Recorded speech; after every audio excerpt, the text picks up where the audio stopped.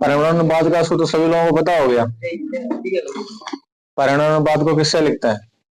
Are से लिखते हैं। अब इसमें क्या क्या दिया है वो चीज पहले छांट लो। सबसे पहले इसमें कह रहा है कि एक ऊंचाई ट्रांसफार्मर प्राथमिक तथा द्वितीय कुंडलियों में, तो प्राथमिक कुंडली में फेरों की संख्या क्या होती है? एनपी होती है। कितना है? अच्छा, अनुपात दिया है तो फिर अनुपात ले लो। कितना है? 1:200। और फिर कह रहा है यदि इसे 200 वोल्ट की प्रत्यक्ष धारा की मेन लाइन से जोड़ते हैं, यानी ई पी बराबर कितना है? 200 वोल्ट। ठीक है, समझते जाओ। और फिर कह रहा है द्वितीयक में प्राप्त, यानी ईएस निकालना है। सेकेंडरी होता है द्वितीयक, ये निकालना है। और फिर कह रहा है यदि प्राथमिक में धारा का मान, यानी आई पी बराबर कितना है? 2 एम्पियर। तो कह रहा है कि द्वितीयक में प्रवाहित, यानी आई एस। ठीक है, तो सबसे पहले हम इसका परिमाण अनुपात ज्ञात कर लेते हैं। देखो परिमाण अनुपात क्या होता है? आर बराबर, देखो हमने बताया था तुम लोगों को, खाली आई में चेंज होता है, बाकी सब में वही सूत्र होता है। तो यहाँ पर एन एस ऊपर होगा और एनपी नीचे होगा।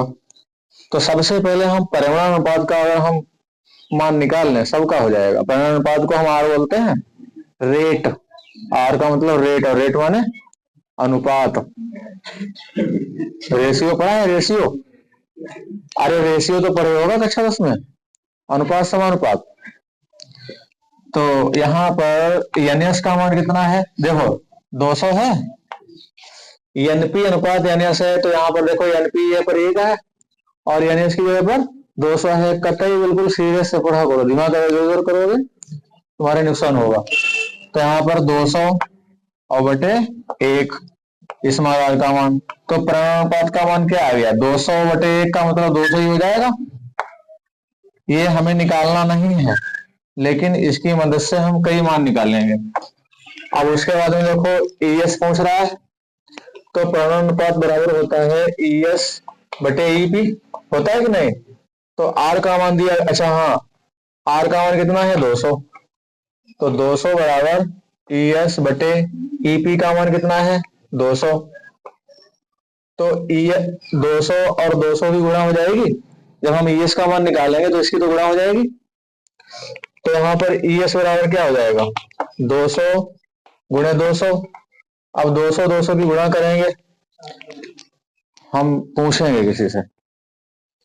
अंजलि बताओ, अगर हम 200 200 की गुणा करेंगे तो क्या करें? बताओ, गुणा कैसे करेंगे? क्या हम ऊपर नीचे लिख के गुणा करने लगे? कैसे करेंगे जल्दी बताओ। और हमने तरीका सब लोगों को बताया बहुत बार।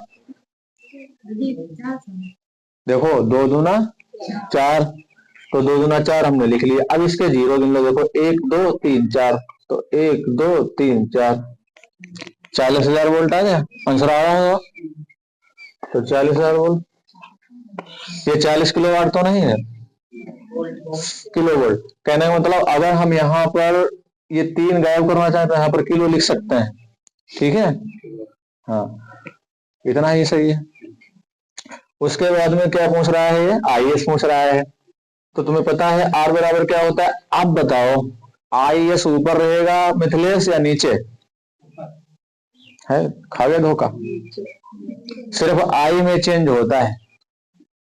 ठीक, तो आई पी और बटे इतना ध्यान रखना। और अगर तुमने आईएस ऊपर कर दिया तो उत्तर गलत हो जाएगा। आर का मान देखो अभी निकाला 200, तो 200 बराबर आईपी का मान दिया गया है 2 एम्पियर और आईएस का मान निकालना है। तो इधर लगा देते हैं। तो यहाँ पर आईएस देखो ध्यान से, एक एक चीज समझो। ऐसे समझो जीरो पे पढ़ाते हैं तुम लोगों को। यहाँ पर जब 200 बराबर 2 बटे आईएस लिखा है, आईएस अगर निकालेंगे तो इधर चला जाएगा, 200 को बटे में लाएंगे तो यहाँ पर 2 बटे 200 हो जाएगा और 2 बटे 200। तो यहाँ पर जब हम इसको काटेंगे तो 2 1 2 और डबल जीरो, तो यहाँ पर हो जाएगा 1 बटे 100। और 1/100 का मतलब 0.01, क्योंकि पॉइंट किसके बाद लगेगा, दो अंकों के बाद लगेगा 0.01, और इसका मात्रक होता है एम्पियर। देखो सभी आंसर आ गए इसके, अब पूरा सवाल समझ में आ गया।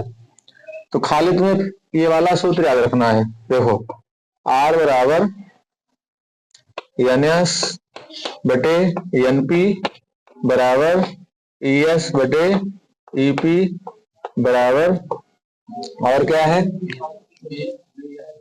BS बटे VP। अब I में सिर्फ चेंज होना है, अब की IP ऊपर रहेगा और IS नीचे। ठीक है, ये होता है परिमाणानुपात और किसका, ट्रांसफार्मर का।